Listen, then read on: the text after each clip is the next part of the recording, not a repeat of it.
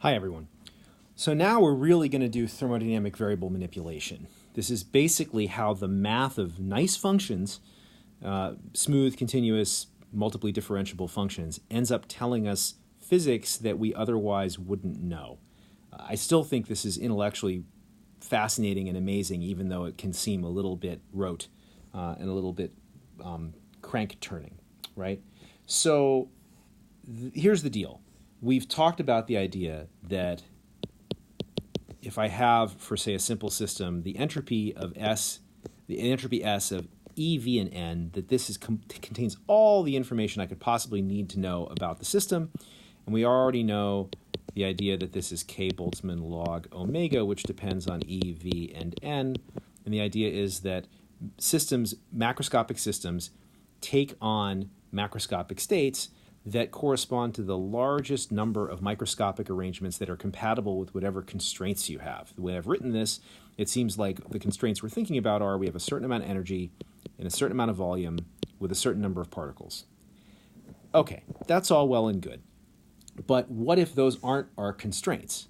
What if we're not working in a world with a system where it's easy for us to say how much energy there is? What if instead we're working with a system where we know the temperature, or a system where we know the pressure, right? These might be our variables of interest that we can actually control. And so we need to understand, how do we maximize S subject to the constraint that the temperature has a certain value or that the pressure has a certain value? And that's tricky. There's different ways you could do that. You've learned enough math over the years that you understand about the concept of Lagrange multipliers and ways of doing constrained maximizations and things like that. We're going to take a slightly different approach. So let me move on now to a new slide. We're going to start, before we do anything specific about thermo, where we're going to change independent variables away from E, V, and N, let's talk about functions in general. Let's talk about nice, smooth functions. So we're going to have a function z, and our function z is going to be a function of two independent variables, x and y. All right, this is a very general thing, and we're going to assume that z is nice in all the ways that z is usually nice, where it's continuous and differentiable, and we can differentiate it as many times as we want without any problems. So basic multivariable calculus tells you that if I want to worry about an actual differential change in z, that if x and y are really independent variables, there's two ways I can get differential changes in z. I can have a piece of where z changes due to variations in x, and remember, when I take my partial z, partial x, I am keeping y constant. So now I'm taking my thermo notation and applying it to what you would have seen in any old multivariable calculus or partial differential equations class. So that's one way to get a change in z. And then, of course, the other way to get a change in z is to vary my other independent variable. So I can have a partial z, partial y at constant x dy. All right, that's all well and good. We know that this is true. This is basically, in some sense, this is the chain rule. For differentiation, these are two independent ways I can get changes in z. And these are formal exact differentials. I'm trying to be careful here. Now, what else do we know? If z is nice, meaning it's analytic and smooth and has all our usual nice properties, then we know that mixed partial derivatives have to be equal to each other.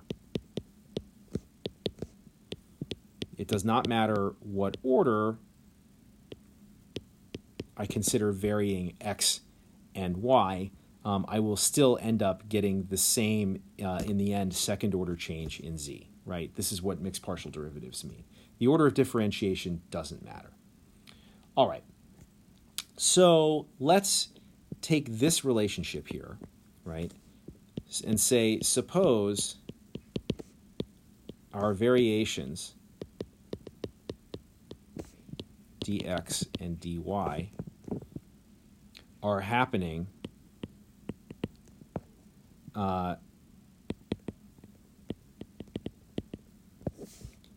under some other constraint that, say, some other function, w, is constant, right? What this means is, in my space of x and y, I can imagine there's some other function, w, that depends on x and y, and I'm going to work out trajectories in x and y where w is held constant. So under those conditions, what happens? Well, this is the thing that I said yesterday could make you feel dirty when you do this. It's as if I'm going to take this equation and I'm going to divide through, quote unquote, by dx. So I'm going to consider variations in dx. Let's only worry about variations in dx that happen under the constraint that we're holding w constant. All right. So what does that mean? Well, and again, there are epsilon delta formal ways to derive this when all the derivatives are well defined. That means I can write partial z, partial x at constant w, which comes from this first piece here, right? That's going to look like partial z, partial x at constant y, plus partial z, partial y at constant x, partial y, partial x at constant w. Right? That is one of the relationships that you have, and this is rigorously true. The way to think about that is if I'm taking a derivative of z along x when w is held constant, that's basically saying I'm taking the derivative the change in z with x when y is constant plus I'm going to imagine the relationship between x and y such that w is constant, and that's going to give me the second term, right? Okay, so more generally, we can even this is a form of the chain rule, or at least the way I was taught. I was taught to identify this as a form of the chain rule. Another thing, even more generally, partial z, partial x at constant y, what's that going to look like? That's going to look like partial z, partial w at constant y, partial w, partial x at constant y, right? Where, again, w is some function of x and y. So if we're holding the same thing constant all the time, you can really do the chain rule, right? This is completely analogous to the single variable calculus expression.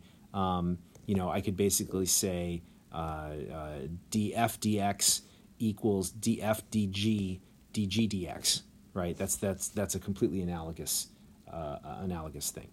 Now,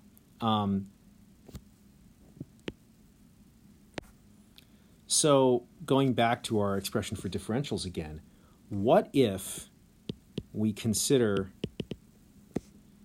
changes in x this time, right? We're going to consider changes in x where z is constant. We're going to move along a trajectory in the xy plane such that we're going to keep z constant. Well, if that's true, then the left-hand side of this expression has to be 0, right? Z is constant, so dz is 0. So we have, on the left-hand side, we have 0. And then we're going to, like I said, we're considering changes in x such that z is fixed. So we can, again, for lack of a better way of describing it, we can divide through by dx. I hate saying it that way. But if that's true, we basically, if we do that, we have partial z, partial y at constant x, and now we have over here partial y, partial x at constant z, right? And so that's a funny looking thing. You often will see this rearranged, and when it's rearranged, it looks like partial z, partial x at constant y equals negative partial z, partial y at constant x, partial y, partial x at constant z, right? And another way of writing it sometimes instead is that partial z, partial x at constant y equals negative, partial z partial y at constant x in the numerator, partial x partial y at constant z in the denominator. That's another way of writing the same relationship. And yes, you have to be very careful about flipping over partial x partial y and partial y partial x. But this is often how it's written. All right. So this is the relationship that has to be satisfied by the different partial derivatives depending on what is held constant. So with this bag of tricks, we are going to see one way to, this is going to be a bag of tricks that's going to help us when we have to change variables. Sometimes we're going to want to swap one derivative for another, and this relationship and the ones on the previous slides, basically this one and this one, those are the relationships that are going to make it easier for us to figure out certain problems. All right? It's the motivation here is to gain insight into what the natural dependent variables are when we use our certain independent variables that are set by the constraints we have to live with, like we're working in a lab at some temperature and some pressure. And we want to be able to express physical processes in terms of things that we can actually measure in the lab. So this is all classical thermo. All right, so the first thing we're going to do here, just to remind ourselves, we're going to have our independent variables be S and V. And when I say that, what I mean is we're going to take S of E, V, and N, and we're going to invert it. And we're going to really think, instead of S of E, V, and N, we're going to think of E of S, V, and N. All right? And we have, we can see that, that when I think of it this way, makes the first law look very simple. We say that the first law, which we've known already, dE is TdS minus P dV plus mu dN. What does this tell us? This tells us that, and again, for most of the rest of this, we're going to consider N to be fixed, just because it cuts down on the amount of writing I have to do. So we're going to have, if I look at this, I can just pull off, these are true differentials, which means that the things I've singly underlined have to be partial derivatives. So if I think of it this way, I can say that partial E, partial S at constant V and N must be T. And I can think that partial E, partial volume at constant S and N must be minus the pressure. All right, I'm just identifying my partial derivatives as the things that go in front of the differentials. So if my independent variables are S and V, then this bit has to be partial E, partial S at constant V and N, and this thing here has to be partial E, partial V at constant S and N. Now, the equality of mixed partials, pardon my poor handwriting, that actually tells us something new, right? So that means the idea that, I'll write it out in detail this one time, that the fact that this has to be true, that it doesn't matter what order I take the derivatives, right? That implies that partial T, partial volume at constant S and N must equal negative partial pressure, partial entropy at constant V and N, right? So why is this true? Why does this have to be true? It has to be true because E here is a state variable. It really describes the system. It's got all the information buried in there. dE is an exact differential, so these have to be partial derivatives.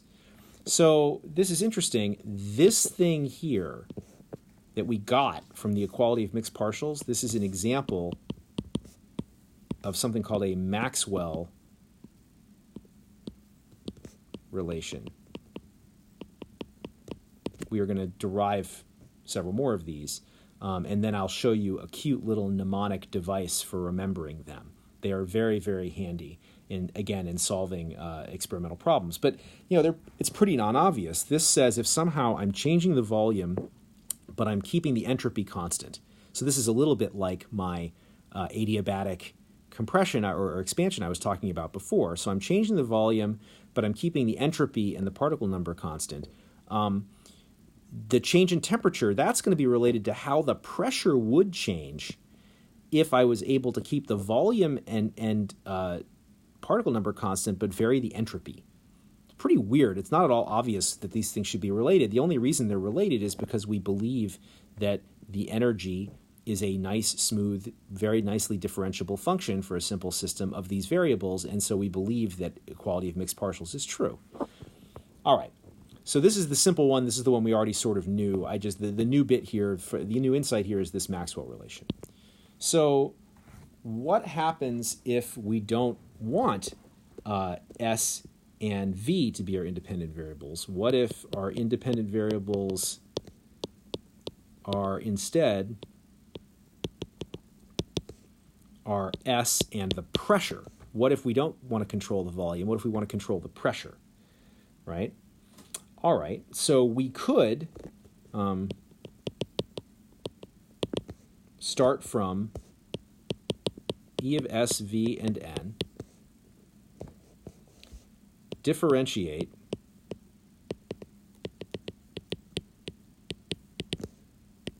to find P of S, V, and N. We could do that, right? We could then invert P of S, V, and N to find V of S, P, and N. We could do that. Then plug in, and then we would have E of S, V of S, P, and N, and then N, right? And then we could rewrite, if we wanted to, we could then rewrite that as E of S, P, and N. So mechanistically, if we wanted to, we could change variables between the volume and the pressure. We just have to do a bunch of algebra and a little bit of calculus and a bunch of algebra. And we also, by the way, have to assume that we can do this inversion, right? It's not completely obvious that this is invertible necessarily. It just depends on the properties of this relationship is invertible. It depends on the properties of the functions. So we could do that, and we could derive an expression for the energy as a function of S, P, and N, and work with that. That's a pain, though.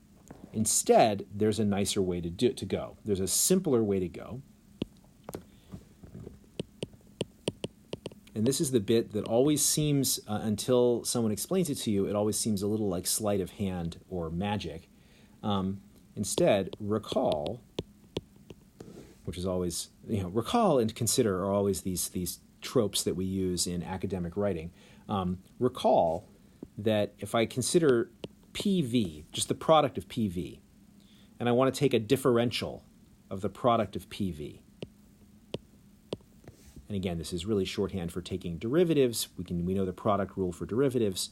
So I'm going to take the differential of PV. What's that going to give me? Well, that's going to give me P dV plus V dP, right? If we understand the way we do derivatives. So knowing this, we're going to define a new quantity.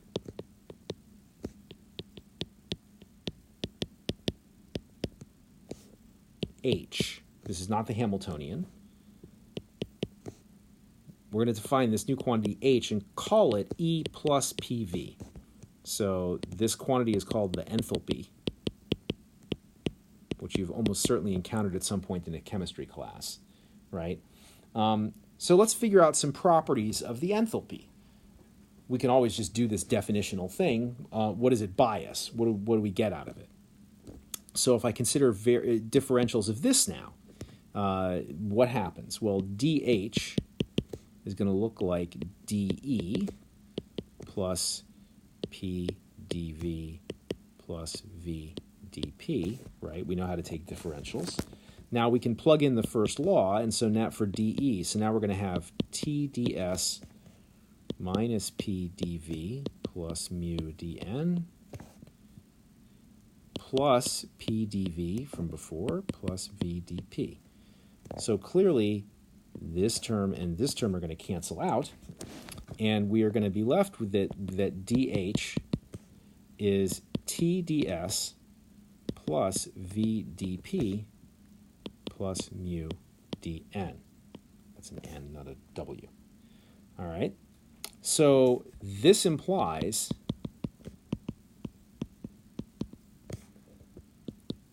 that the natural variables for the enthalpy, that H is most sensibly written as a function of S, P, and N. So H is some function not of SV and N, it's a function of SP and N. All right. If that's the case, we can again... So, rewriting this here, if we've decided that H is really a function of S, P, and N, then we can basically identify our partial derivatives again. So we can say partial H, partial S at constant P and N must be T. And similarly, partial H, partial P at constant S and N must be V. Okay, that's fine. I'm not sure I have a heck of a lot of intuition about what that means. But again, mixed partials, the equality of mixed partial derivatives, what is that going to tell us? That tells us, all based on the idea that H is a nice function that has all sorts of nice differentiable properties. That tells us that implies that partial T, partial pressure at constant S and N, so how the temperature changes with pressure if the entropy and particle number are held constant, that must equal partial volume, partial entropy at constant pressure and particle number. Again, it's hard for me to have a simple intuition about what these things mean, where somehow we're going to change the entropy but keep the pressure and particle number constant. That's going to give you some volume change, and that has to be the same as what happens when the temperature changes with the pressure at S and N held constant. It's a little bit of a trick to go and make sure that these things actually have the same units. They do. So that's really interesting. Somehow we've learned something about how properties of the system that don't obviously seem related have to vary under various conditions based just on the assumption that H is a meaningful function that has nice derivatives. So what have we done here? We have somehow taken the energy, which was a function of EV and N, we added PV to it, and created a new function whose quote-unquote natural variables are S, P, and N. This should seem a little familiar to you. This is something called a Legendre transform. All right. You've come upon this before in physics. It's basically how you go back and forth between Lagrangian and Hamiltonian formulations of physics. So the way to think about this, and if you Google this and look on YouTube, you can find a couple of different videos talking about Legendre transforms. I'm not super happy with any of them. I'll see if I can come up with a better link to some nice demo of this. But here's the basic concept.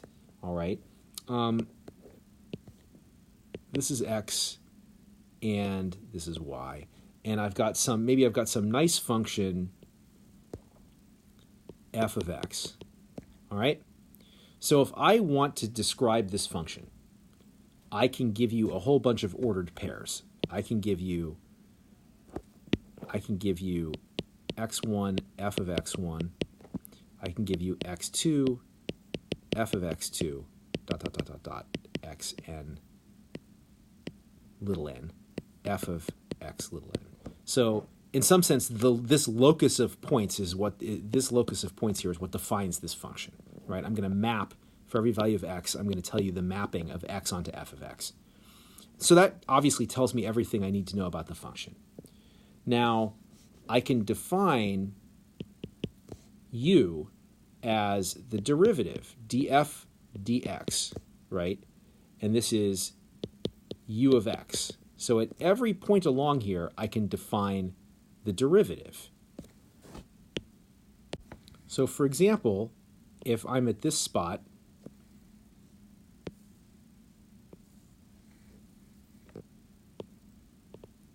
right here, I'm having a hard time with my selection tool in this software, I can draw a tangent line, and the slope of this tangent line is going to be u for that value of x, right?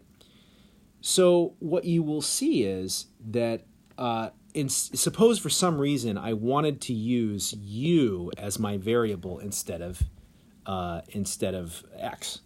Suppose I wanted to do that, right? But I didn't want to lose any information. So what I could do is I could define this black curve here not by giving you the ordered pairs of every single value of x and f of x, but what I could do is I could tell you, I could define some new function that gives me the slope at every x. So basically I would have u of x, which is the slope everywhere, and then I could define the intercept for my when x is my point of interest. I could define the intercept as g of x. This is the slope. This is the intercept of every tangent line. So I could build a whole library of tangent lines along this curve. And if I told you the set of all the tangent lines, if I told you here's u, the slope, and here's g, the intercept, and I told you those for all the tangent lines, that would do just as good a job of defining the whole function and containing all the information about the function as my original ordered pairs, right? So basically, if I know the slope everywhere, the intercept everywhere, and the definition of intercept such that, f of x equals u of x times x, right, plus g, right? If I know this definition and I know this information, then I have the complete function, right? So that procedure is called a Legendre transform. And this is really what we're doing. You saw this before, like I said, in the Lagrangian formulation of mechanics, where before you had the Lagrangian, which we defined to be a function of a generalized coordinate and its time derivative, and then the Hamiltonian formulation, the Hamiltonian was a function of the generalized coordinate and the conjugate momentum, and you went back and forth between the Lagrangian and the Hamiltonian by adding the product of p times q dot, right?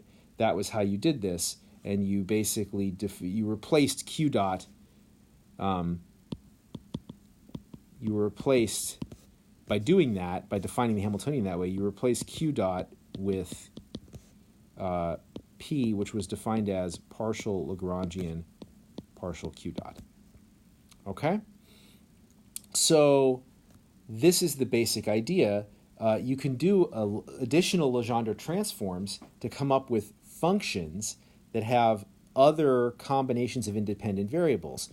You're going to start, in principle, you've got something like E of S, V, and N, and we already showed that if you do E plus PV, you end up with H of S, P, and N, right?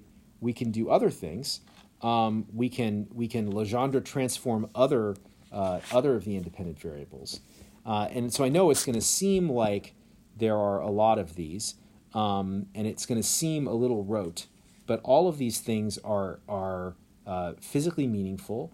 The reason we're doing it is at the end of the day, it will give us new Maxwell relations that relate actual measured quantities to each other, and it will tell us the right way to think about some of these problems. So, for example, if your variables of interest are S, P, and N, instead of trying to, if your natural variables are S, P, and N, instead of trying to maximize S subject to the constraint that you don't know the volume, you really know the pressure, what you're really trying to do to find the equilibrium state is you're going to find the equilibrium state that minimizes H. That's really what you're doing. So let me, again, start with a clean slide here, right? We're going to remember that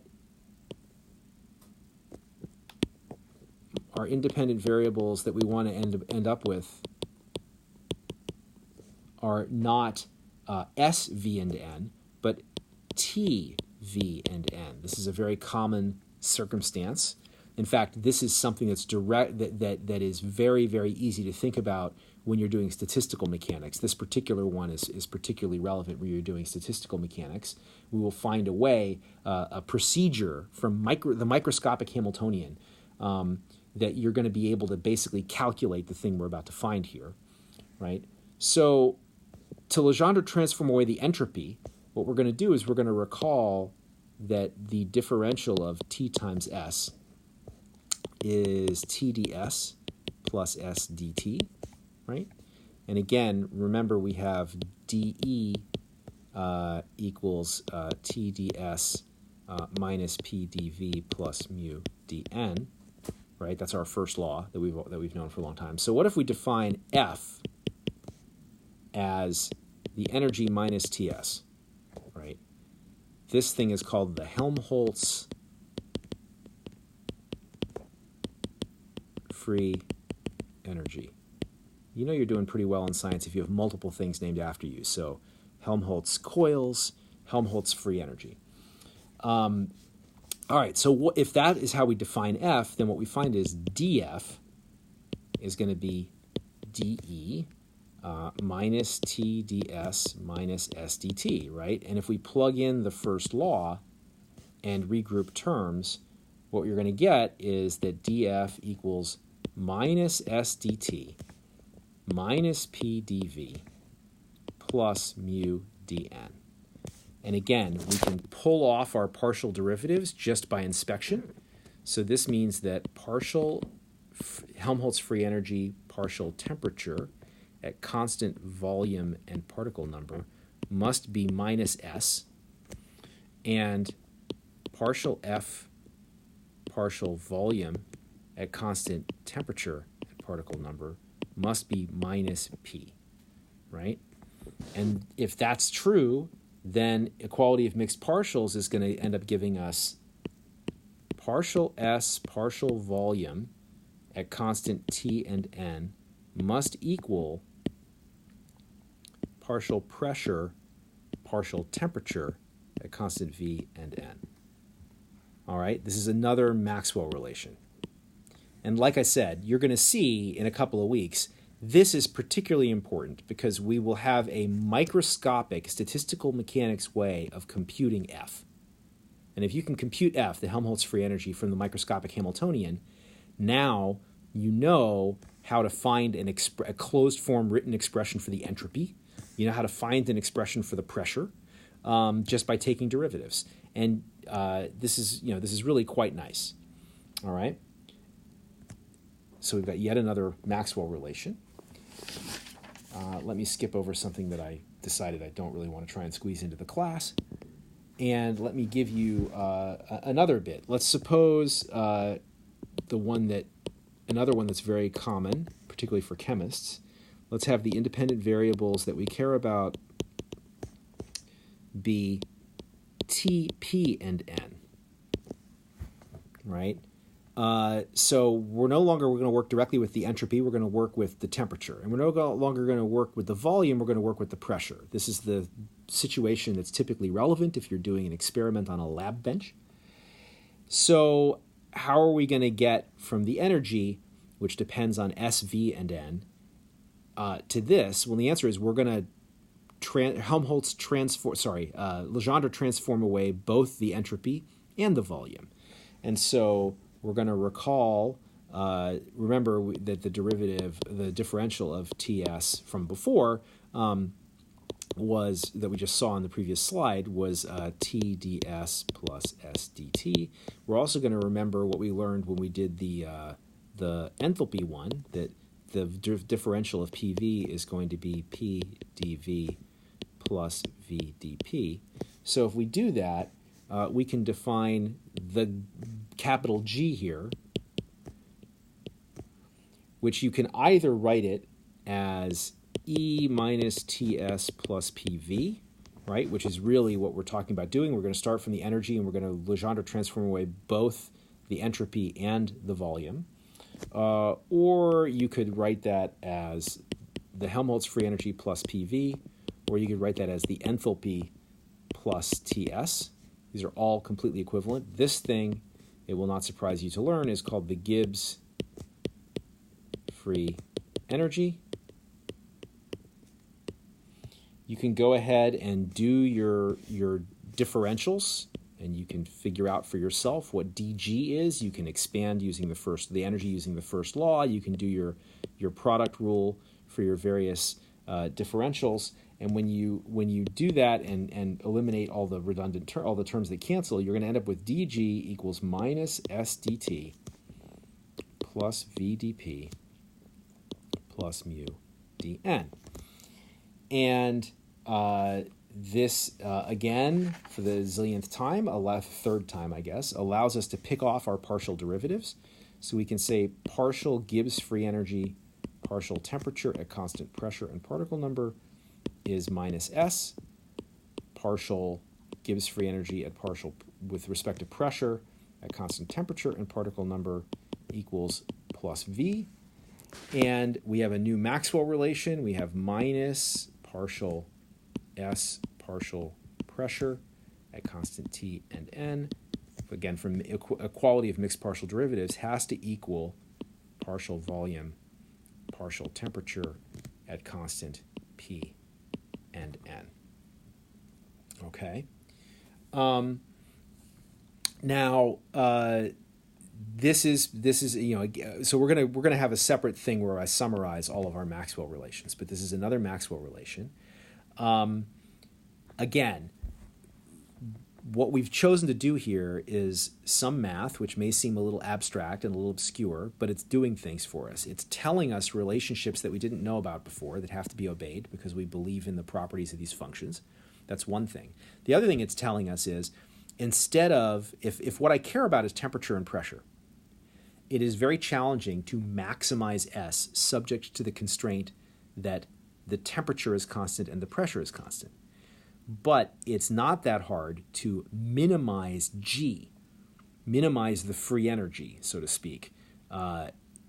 Minimizing G, choosing our macroscopic configuration that minimizes G is completely equivalent to maximizing S subject to those constraints because of the beauty of the Legendre transform. And it is the thing that will identify equilibrium states that we care about. Now, the Gibbs free energy, this one is a little tricky. Let me go to a clean slide here and show you something that's a little weird and a little surprising. Okay, so we just said that the natural variables of the Gibbs free energy are T, P, and N. Now, the energy E is extensive.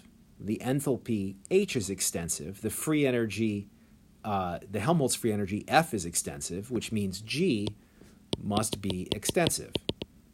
All of these things have to be extensive, but here's the tricky bit. T and P are both intensive, right? They're intensive variables. So the only way G can be extensive, big G can be extensive, if these two things are intensive, is that G must equal some function that we'll call little g for a second, that depends on the temperature and pressure. It's got that in there, right? That is an intensive thing times n, right? Because remember, our definition of extensive is if I take all my extensive quantities and increase them by some factor, my larger function, if it's also going to be extensive, has to go up by the same factor. So the only way this works, the only way this makes any sense, is if G, big G, is directly proportional to the number of particles. Now, wait a minute. We know that from our previous slide, we know that mu must be partial G partial n at constant T and P. Our chemical potential, by sort of our definition of partial derivatives here, must be partial G partial n at constant T and P. So that means that this little thing must be the chemical potential, right? Which must somehow depend on temperature and pressure. So this means that G equals mu n. So this is our third interpretation of the chemical potential, right? So just to remind you, the chemical potential is the quantity that determines the basically diffusion of particles. Particles diffuse from regions of high chemical potential to regions of low chemical potential if temperatures are all constant. The chemical potential, if we look at our expression for the first law, tells us if I hold the entropy fixed and I hold, so I'm not going to have any heat transfer, and I hold the volume fixed, so I'm not going to do any work, then I'm going to change the internal energy of my system by adding particles by an amount given by the chemical potential per particle, right? So that's the second definition of chemical potential. And the third definition of chemical potential is it is actually the Gibbs free energy per particle. That's kind of a funny thing. Now, if this is really right, then that implies that dG, which we already had before, remember we had dG before, was minus S dt plus V dP plus mu dN, right? That has to be true. But that implies that this also has to equal mu dN plus n d mu, right? If we really are going to let these things, if we really want to use the product rule for derivatives and worry about exact differentials. So if that's true, then we can subtract mu dn from both sides of this expression. And what do we have? We have n d mu equals minus s dt plus v dp.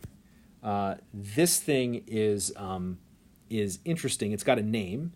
It is called the Gibbs-Duhem relationship. And I don't know about you, but when I stare at this, I don't have any immediate physical intuition for what it means, but I will now tell you something that will make sense of this. What it tells you is you cannot vary all the intensive parameters, the intensive thermodynamic parameters, independently. I'm not allowed to basically arbitrarily, for some system, I'm not allowed to arbitrarily vary the pressure, the temperature, and the chemical potential all at the same time, independently, however willy-nilly I would like to do that. These things are actually connected, right? Variations in the temperature, the pressure, and the chemical potential have to satisfy this relationship if we really believe that our function G, which remember going way back, goes back to the entropy somehow. If we really believe this function has nice mathematical properties, then what you find is that the chemical potential, the temperature, and the pressure cannot all be varied independently. Okay, let me do one more thing. You might ask yourself, if I've already Legendre transformed T, or S away to give me T, and I've Legendre transformed volume away to give me P, I could Legendre transform N away and get the chemical potential. So what is that thing, right? Well, that thing is, the Landau. Lev Landau has his name on many things. The Landau free energy. The old joke, by the way, is that there are two models. If some of you may have heard this before, there are two approaches to thinking about the advancement of physics. There is the evolutionary approach, which is the idea that over many years we have gradually built up and modified our knowledge of physical systems and knowledge of how to model physical systems, and to eventually arrive where we are now with our present understanding of the laws of physics. And there's the creationist school, which says Lev Landau made up all of physics in the 1930s. All right. So lambda is called the Landau potential or the Landau free energy, right? So what is lambda? That's going to be F minus mu n. All right. Actually, this is the one where I'm sorry. I have not Legendre transformed away everything. I'm gonna keep the volume around. So lambda, if we do this one, if we go carry everything through, we have d lambda is going to be minus s dt minus p dv minus n d mu. So now we've basically figured out some funny relationship that must be obeyed here. And the most useful thing we can pull out of the Landau potential here is the idea that partial Landau potential, partial chemical potential at temperature and volume, constant temperature and volume, that equals the particle number. So what does that mean?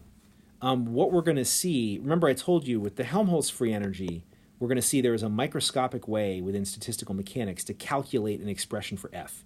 And if we know F, we can figure out lots of stuff. There's an analogous thing. There is a microscopic way of when we're worried about particle number changing, there is a microscopic way in statistical mechanics to actually calculate lambda, right? That's the different, the microscopic way we calculate F in statistical mechanics assumes constant particle number. There is if we're allowing particle number to vary, there is a microscopic way to calculate lambda within statistical mechanics. And of course, then the question becomes, all right, here's my system. I'm not going to specify the particle number exactly. I'm going to specify a chemical potential. How do I ever figure out roughly what the average particle number is? And the answer is you'll have a microscopic expression for lambda, microscopically derived expression for lambda. You can take a derivative and you can pull out the particle number. Right. Now, one other thing you can do, you can actually try and transform away everything. You can Legendre transform away everything. We can talk about, for lack of a better term, I'm going to use a big script U here, and we will call this the grand potential. That's the only thing I've ever heard it called. So what's that going to be? That's going to be a function of, in principle, it's going to be a function of t, p, and mu, right, where we've Legendre transformed away everything. Okay, so that's basically, you can, there are multiple ways to think of it, but you could basically think of it as the Gibbs free energy minus mu n, right? That's one way to think of it. And so if you're going to do that, what does this end up equaling? Well, I already kind of foreshadowed it, right? If you go back a couple of slides, remember our argument that, gee, free energies have to be extensive things. Is there any way that this can be an extensive thing if it's purely a function of intensive variables? No, right? So you must be extensive if it's actually, if it is non-zero, right? If it actually exists, it must be extensive. It can't be extensive because T, P, and mu are all intensive. Therefore, it must not exist. It's identically zero.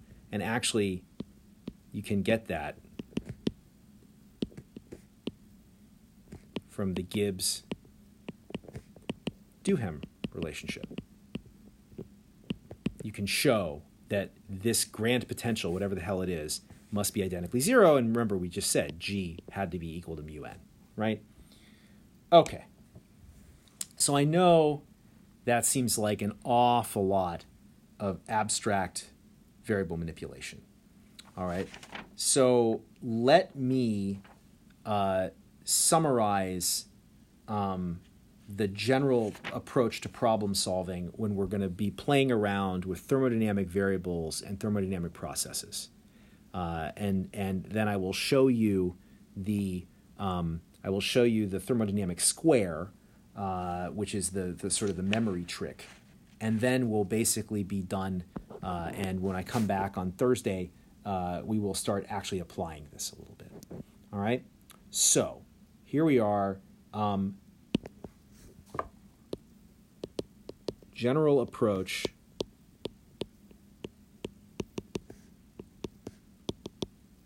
for thermoderivative and process problems. We'll see what I mean by processes. Like, I'm going to consider some variable changing and I want to know how some other variable changes in response, right? That's an example of a process. I'm going to compress a gas, or I'm going to have a gas go from high pressure to low pressure or something like that. That's an example of a process. All right. So, step 1.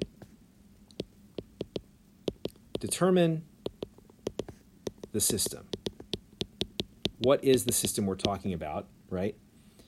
Which is equivalent to figure out the independent variables. What am I actually varying? What do I care about? Do I care about temperature and volume? Do I care about temperature and pressure? Right? If we care about temperature and volume, then the nice formalism to work with is the Helmholtz free energy. If we care about temperature and pressure, the nice formalism to work with is the Gibbs free energy. Right?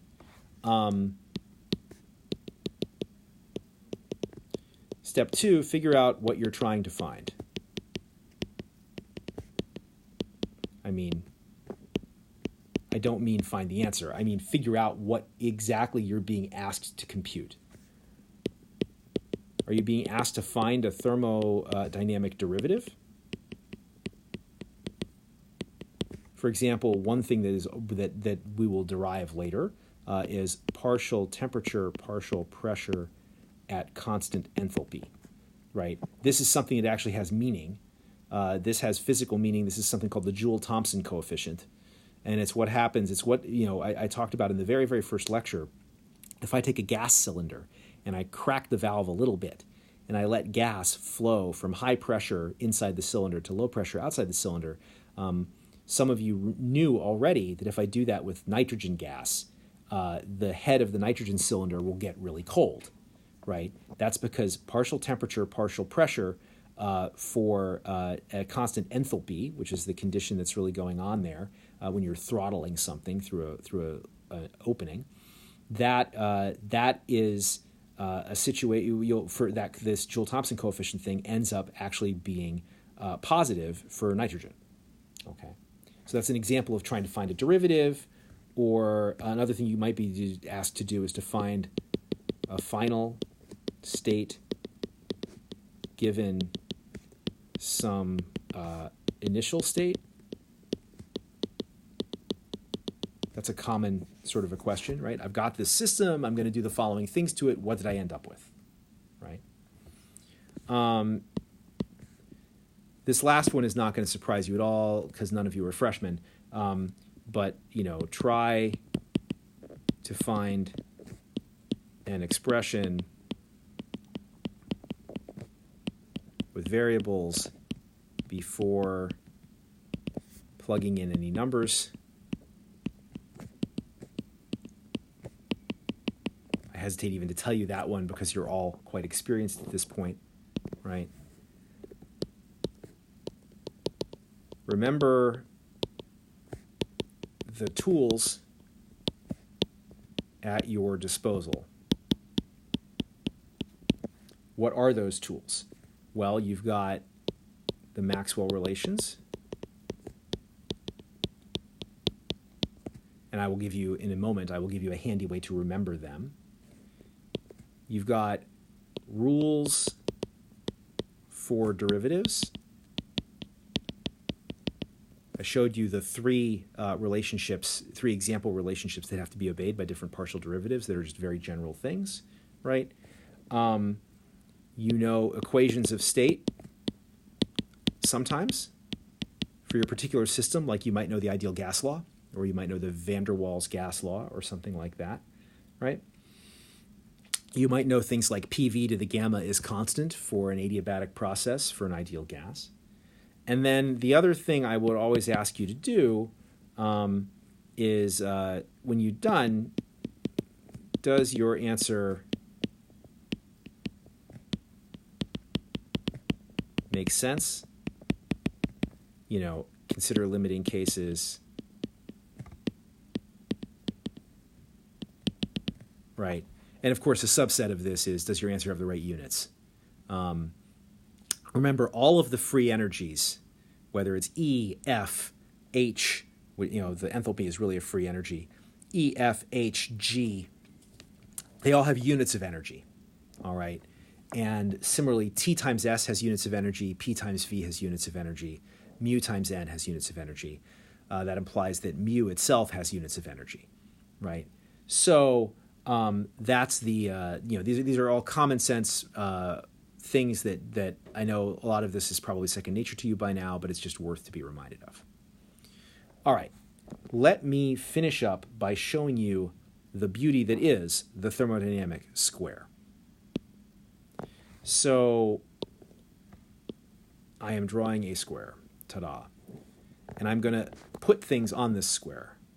Thermodynamic potentials are going to go in the middle of each side. So I'm going to have G, P, H, S, E, V, F, T. Now, I'm going to teach you a mnemonic to remember that, right? I should, but my mnemonic relies on the fact that actually when I learned this in the class I took, E was not called E, the energy was not called E, it was called U for some reason, okay? Just a variable choice by the instructor. But the idea here is good pupils have studied under very fine teachers. That's the mnemonic for the thermodynamic square, all right? And it starts out with the G in the middle of the right-hand side. There's a couple of other things that are missing from the square. There's an arrow that goes up and to the right and points that way, and there's an arrow that goes up and to the left and points that way. All right. What does the thermodynamic square do for me? Well, first of all, it helps you remember the independent variables, the natural... I've suppressed particle number here, by the way. In principle, you could have a third axis with particle number, and you could have a cube, but we're not going to worry about changing particle numbers just yet. And so you remember a couple of things. So this tells you what the natural, so-called natural variables are for each thermodynamic potential. For the Gibbs free energy, the natural variables are T and P. For the enthalpy, the natural variables are S and P. For the internal energy, the natural variables are S and V. And for the Helmholtz free energy, the natural variables are V and T. That's nice. All right. So what can we do with this? It turns out this is a handy way of remembering all the Maxwell relations. Let me show you how that works. So to figure out Maxwell relations, what we're going to do is the Maxwell relations connect the variables that are indicated at the corners of the square. So what I can do is I can draw some L shapes, right? So this L shape that I have just drawn is equivalent of talking about defining partial S, partial P at constant T, right? I start at the first, the thing in the numerator. I end, the second one is the thing in the denominator, and the third one, where my ending point, is the thing that's being held constant, right? So that's partial S, partial P at constant T. And then what we're going to do is pick a different color, and we're going to write down, we're going to consider a different L shape, and these things are going to share a common side, right? That common side is going to be, hang on one sec. That common side is going to be the last side, right? So my other L shape is going to be like this one, right?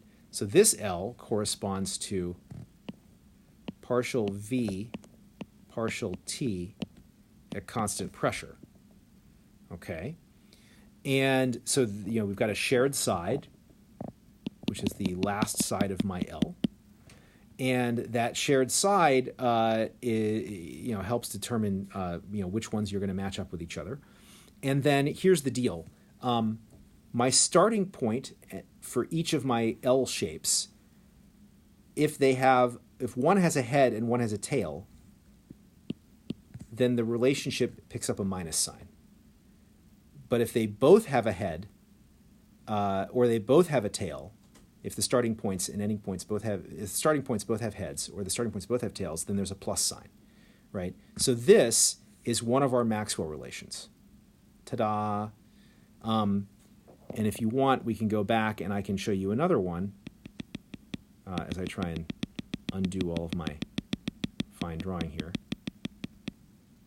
Okay, let's do another one. For example, I can say partial V, partial S at constant P. That's one Maxwell relation. And I can say, I can choose that's one derivative, and I can choose my other one to be this way. So this is my common side now. And I would say partial T, partial P at constant S. And since the starting points of both of my L's are both at heads, then there's a plus sign. So this is another of my Maxwell relations. So with the thermodynamic square, it is which you can remember with a simple little mnemonic, it is a way of keeping track of all the simple Maxwell relations that take you back and forth between energy, internal energy, Helmholtz free energy, Gibbs free energy, and enthalpy. All right, why don't we stop there, and we will pick up next time by briefly showing the thermodynamic square again in class, and we will actually start doing some example problems.